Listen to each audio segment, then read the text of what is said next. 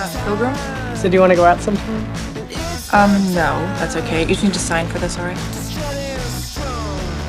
Scott Pilgrim vs. the World is an iconic movie with a few cult followings. But to view it as an artist, what makes Scott Pilgrim vs. the World iconic? Let's start with the notable cast and crew. Michael Cera plays our protagonist, Scott Pilgrim, Mary Elizabeth Winston as Ramona Flowers, Ellen Wong as Knives Chow, Kieran Culkin as Wallace Wells, and Alison Pill as Kim Pine. Some noticeable crew members include the director, Edgar Wright, Bill Pope, who did the cinematography, Nigel Godrich, who did the music, Michael Bacall, who did the screenplay with Edgar Wright, Eric Ritter, Nira Park, and Mark Platt, who produced the movie, and Jonathan Amos and Paul Matchless, who edited the movie. Scott Pilgrim wasn't Edgar Wright's only movie. His other notable movies include Space, Shaun of the Dead, Baby Driver, and Ant-Man. This movie was made because Oni Press, the publisher for the Scott Pilgrim vs. the World comic series, wanted a film adaptation of the book and after Volume 1 was created. Scott Pilgrim made me reflect on not making bad decisions like Scott did in the movie, and on top of that, to not be forgetful of what other people think of themselves and myself. One final thing before I finish, after finishing the movie at least, I felt as if I could make decisions better by giving any choices second thoughts to see if any negative effects could happen. That's all from me. Alright, hey guys, my name's Aidan Crane. Today I'm going to talk about the film Scott Pilgrim vs. the World, and I'm going to look at it from a cultural lens, alright? So to begin, the movie was made in 2010, and the Best Picture this year was The Hurt Locker. Despite the fact that the movie did not win Best Picture, it did win the Empire Award for Best Director, that being Edgar Allan Wright, and the Satellite Award for Best Motion Picture, as well as the Satellite Award for Best Actor, that being Michael Cera, who plays Scott Pilgrim, the main protagonist. Alongside this, the cost of making the movie, the budget, was $60 million, but the movie only made $48.1 million. For this reason, it is considered to be a commercial failure, and it also ruined Wright's opportunity to direct Ant-Man.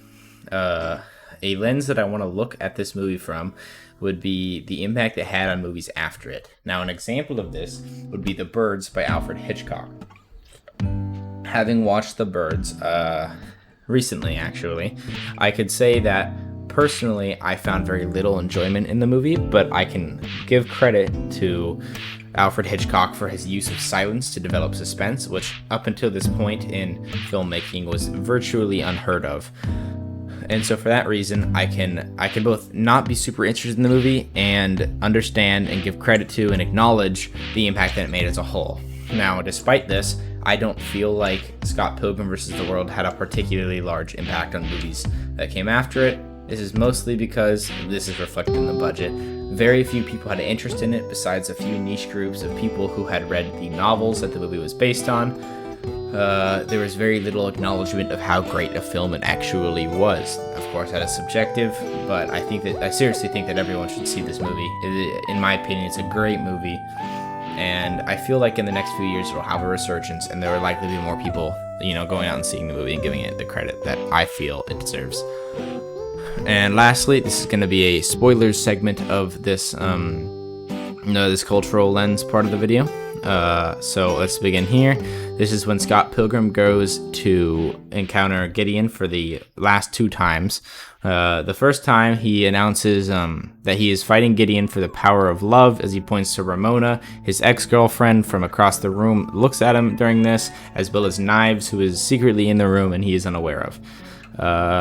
He then gets a sword, and it says that he has earned the power of love, quote-unquote love. I'll get to that. And then he is promptly killed after admitting to both Knives and Ramona that he cheated on them. Then he goes to this sort of spirit realm where he learns, I would assume, or I feel, the power of self-reflection. Now, before we continue on with the course of action here, I'm going to explain how I feel about Scott Pilgrim as a character. Personally, I don't feel like Scott Pilgrim is a good guy, but he is a good character. The reason I feel this way is because Scott Pilgrim is very human. The decisions he makes, they aren't outright trying to hurt others, but they're oftentimes very selfishly motivated, and when he's faced with a decision he knows will hurt others, he tends to just not make a decision, which is arguably worse than making a poor decision. For this reason, I feel like Scott Pilgrim, he's very human and very relatable, and you can, almost any viewer can see a reflection of themselves in Scott Pilgrim and the decisions he makes, not always being the best, because in most movies nowadays, the heroes are always making the correct decisions and always making the right decisions. Scott Pilgrim, while he is the protagonist, isn't always making the right decisions because he's a human.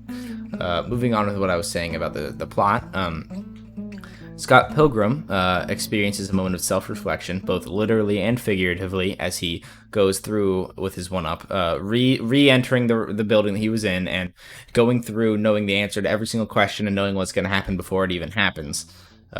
Because of the ability to have self-reflection. This is of course a metaphor for that, in my opinion.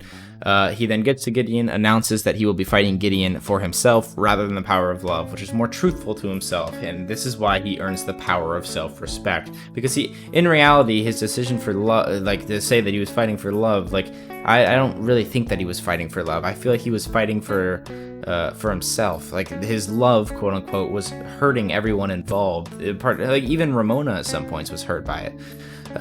And so this decision to fight for himself was more accurate to what he was actually doing.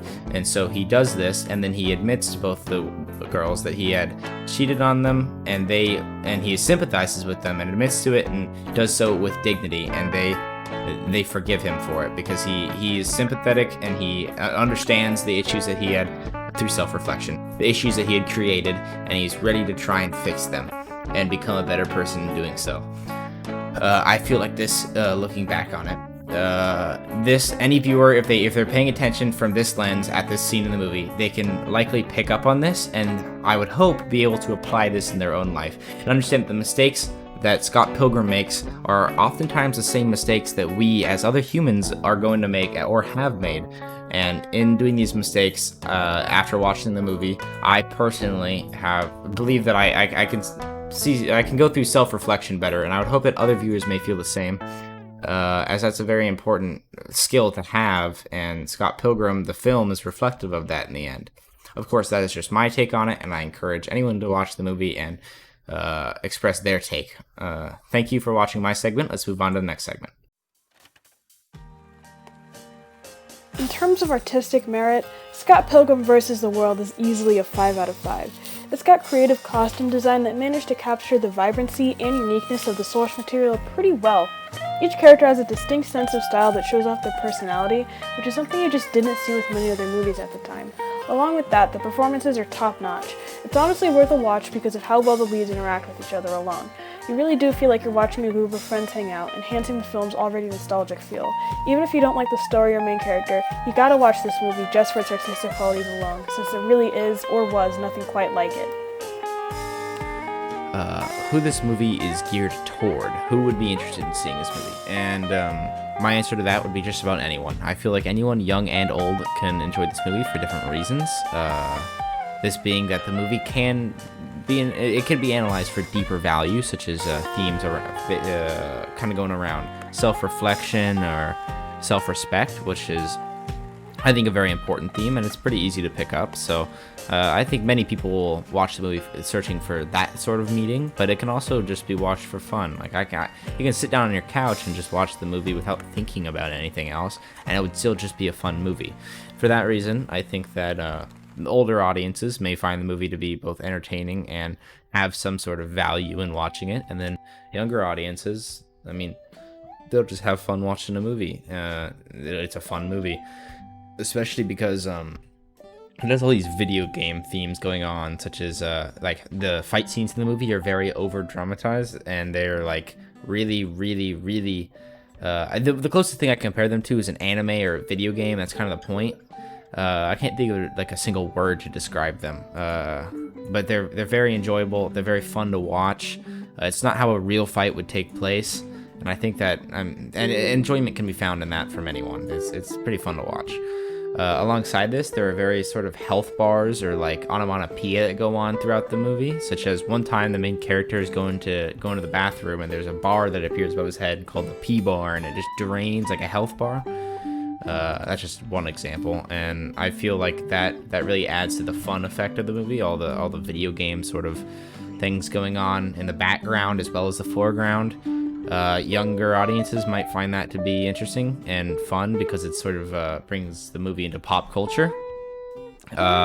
Alongside this, I don't think an individual would find the movie to be particularly interesting if they're looking for a movie with a super serious nature, or a deep, like a super deep meaningful background where the movie can be interpreted in various different ways. And so if you're looking for that sort of movie, I guess I wouldn't suggest this, but just to an everyday viewer, no matter your age, this movie is definitely something I'd recommend you see. I think everyone should see this movie, which is why it's kind of sad to me that it did so poorly in the box office, because not a lot of people have seen this movie other than a very, very niche audience, and so that's a bit disappointing. And I feel like many people are missing out because they just haven't seen the movie, and pretty much what I'm saying is just go see the movie. It's a very, very good movie, great watch. I guarantee that you will enjoy it in some way or another.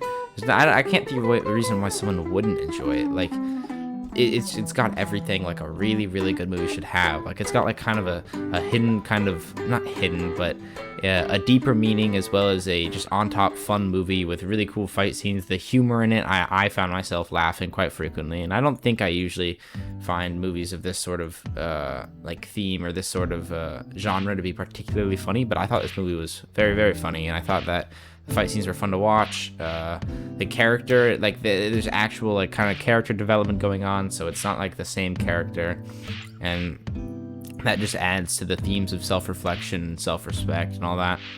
So I mean, overall, this movie is definitely I would recommend to anyone sort of movie. You're missing out if you don't see the movie. That is all. Thank you. Let's move on to the next segment. And now a word from our sponsors. Based alert! Based alert! Based alert! My good buddy Chris was gracious enough to let me use his music in these videos. So, yeah, I'm gonna plug his SoundCloud. Go listen to it. Follow it. Get him to play at your wedding. Get him to play at your bar mitzvah or whatever. Just go support him. He's great. He needs more fans. Thank you. Love you. Bye.